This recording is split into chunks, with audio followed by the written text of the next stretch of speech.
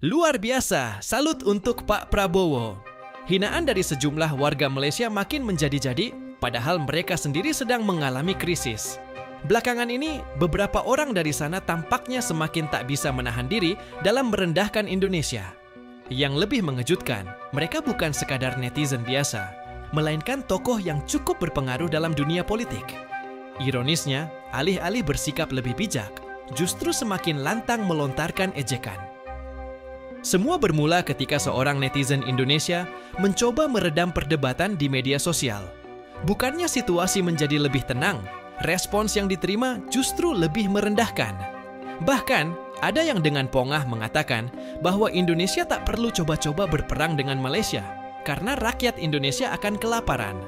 Pernyataan ini jelas tidak masuk akal, seolah-olah Malaysia jauh lebih makmur dibanding Indonesia. Padahal, realitanya justru berbanding terbalik.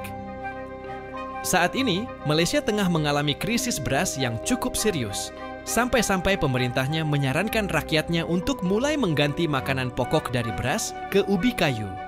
Situasi ini tentu sangat mempersulit warga, terutama mereka yang berada dalam kondisi ekonomi yang pas-pasan.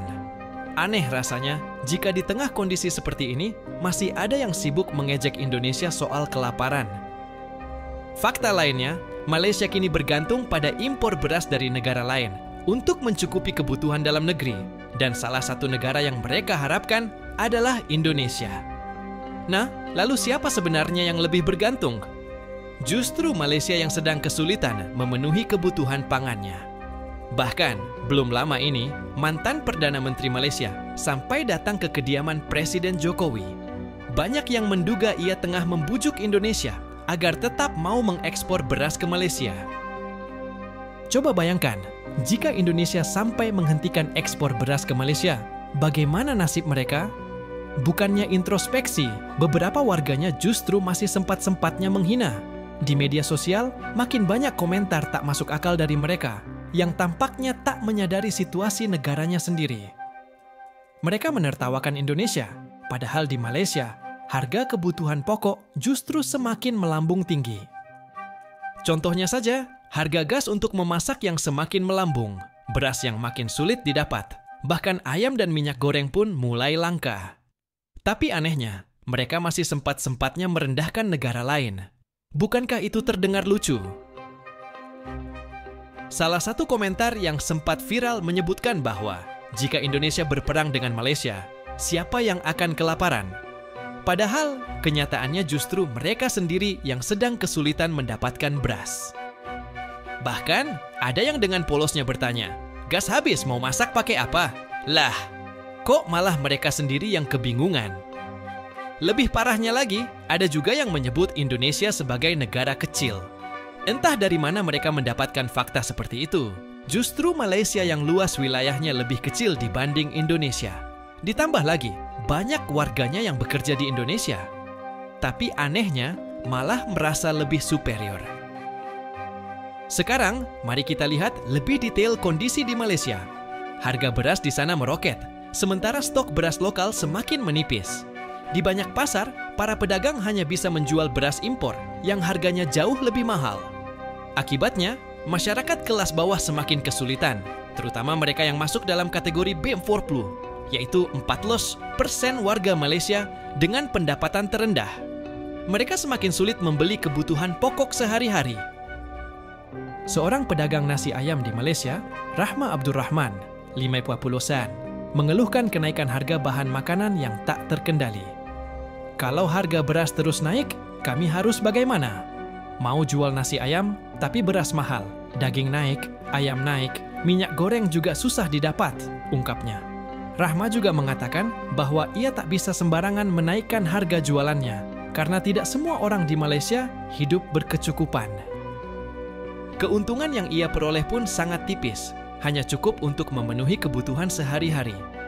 Jika kondisi ini terus berlangsung, banyak pedagang kecil yang terancam gulung tikar. Selain beras, minyak goreng juga menjadi barang langka di Malaysia. Banyak orang yang terpaksa menggunakan minyak kemasan yang harganya jauh lebih mahal. Tolonglah, kalau mau naik, naiknya pelan-pelan.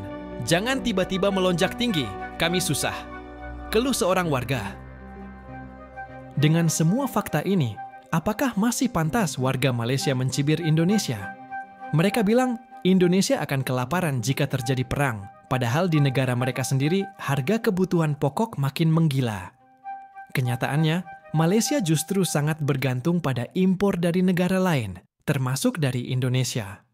Daripada terus sibuk menghina, bukankah lebih baik mereka fokus mencari solusi atas krisis yang sedang terjadi di dalam negeri? Sebagai negara tetangga, seharusnya kita saling mendukung, bukan saling menjatuhkan. Perang komentar di media sosial tidak akan membawa manfaat, justru hanya akan memperkeruh hubungan antara kedua negara. Jadi, untuk warga Malaysia yang masih gemar menyindir, cobalah lebih dewasa dan berpikir bijak. Jangan sampai di kemudian hari justru merasa malu sendiri karena kenyataan di lapangan berkata sebaliknya. Saat ini, Malaysia sedang mengalami krisis beras, sementara Indonesia tetap tenang dan stabil. Dulu, berdagang di Malaysia tidak sesulit sekarang. Para pedagang bisa berjualan dengan lancar, stok barang selalu tersedia, dan harga pun masih dalam batas wajar. Namun kini, keadaan semakin tidak menentu. Kadang barang ada, kadang tidak. Kalaupun tersedia, harganya sudah naik drastis. Rakyat semakin terbebani, sementara solusi dari pemerintah pun masih belum jelas. Banyak warga berharap pihak kerajaan segera turun tangan untuk membantu meringankan beban rakyat. Namun, alih-alih mendapatkan solusi konkret, masyarakat kecil justru harus berjuang sendiri untuk bertahan hidup. Situasinya semakin tidak masuk akal. Sekadar untuk makan saja, orang-orang harus memutar otak karena harga kebutuhan pokok semakin tak terjangkau. Yang lebih menghebohkan belakangan ini adalah anjuran untuk mengganti beras dengan ubi. Ini bukan lelucon. Sejak kapan Malaysia, yang dulunya tidak pernah kekurangan beras, kini meminta rakyatnya beralih ke ubi sebagai makanan pokok? Dalam sejarah sejak merdeka, belum pernah ada pemerintah yang mengatakan, untuk sementara, makan ubi saja dulu karena beras sulit didapat. Sekarang pertanyaannya, ubi dimakan dengan apa? Jika dulu orang makan nasi dengan rendang, apakah sekarang ubi juga harus dimakan dengan rendang? Atau mungkin ubi direbus lalu dimakan dengan asam pedas? Atau nantinya masyarakat diminta menyantap ubi dengan kelapa dan gula? Situasi ini semakin membingungkan, terutama bagi rakyat kecil yang setiap hari harus berjuang mencari makan. Yang lebih mengkhawatirkan bukan hanya harga beras yang meroket, tetapi hampir semua bahan pangan ikut naik. Baik bahan makanan segar maupun kering, semuanya mahal. Pasar pun mulai sepi karena masyarakat harus berhemat. Para pedagang juga terkena dampaknya karena stok barang semakin sulit diperoleh, sementara harga dari pemasok sudah tinggi sejak awal. Kerajaan Madani yang katanya ingin membawa Malaysia menuju kemajuan justru terlihat tidak siap menghadapi krisis pangan ini. Jika kondisi seperti ini terus berlanjut, bukannya semakin maju, Malaysia malah seperti mundur ke belakang. Sementara itu, di Indonesia, dengan jumlah penduduk hampir 270 juta jiwa, ketahanan pangan masih terjaga dengan baik. Aneh, bukan? Secara logika, semakin banyak penduduk, semakin sulit mengatur stok makanan. Tapi faktanya, Indonesia tetap mampu menjaga kestabilan pangan bagi rakyatnya. Ironisnya, dulu banyak aktivis Malaysia yang meremehkan Indonesia. Mereka dengan sombongnya mengatakan bahwa jika terjadi perang, rakyat Indonesia akan kelaparan. Namun kini, justru Malaysia yang kesulitan mengelola kebutuhan pangannya sendiri. Lalu, apa yang bisa Malaysia pelajari dari Indonesia?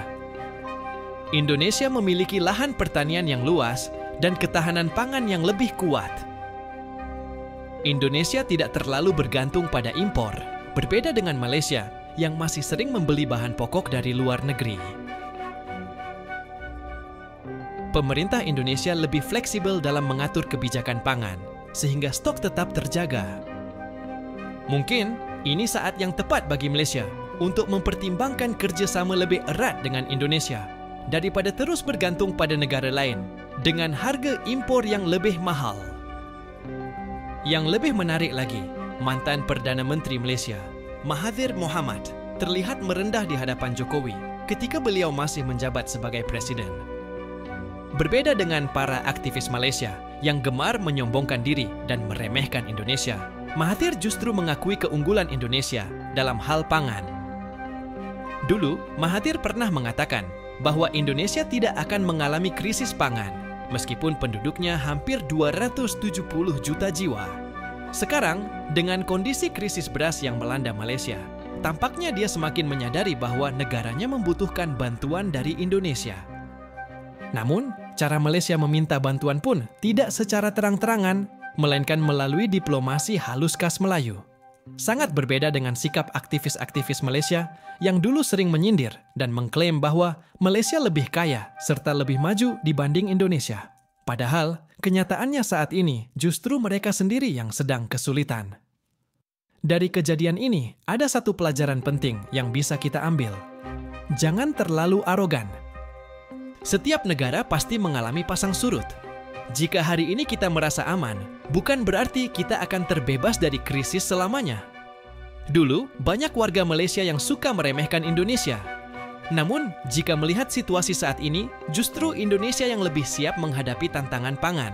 Karena itu, daripada terus saling menjatuhkan, lebih baik fokus mencari solusi agar rakyat tidak semakin kesulitan. Kesimpulannya, Malaysia saat ini sedang menghadapi krisis pangan yang nyata, sementara langkah konkret dari pemerintah masih belum terlihat jelas. Harga kebutuhan pokok terus melonjak, stok barang semakin sulit ditemukan, dan masyarakat kecil semakin terhimpit. Jika tidak segera ada tindakan yang tepat, kondisi ini bisa semakin memburuk. Di sisi lain, Indonesia justru menjadi contoh negara yang lebih stabil dalam menjaga ketahanan pangan, meskipun jumlah penduduknya jauh lebih besar.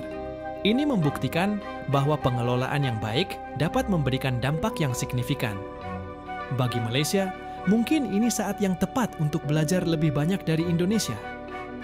Bukan hanya dalam hal impor pangan, tetapi juga dalam cara memastikan rakyat tetap bisa makan, tanpa harus bergantung pada kebijakan yang tidak masuk akal, seperti anjuran mengganti beras dengan ubi. Demikian pembahasannya kali ini. Jangan lupa tinggalkan pendapat kalian di kolom komentar, dan sampai jumpa di video berikutnya.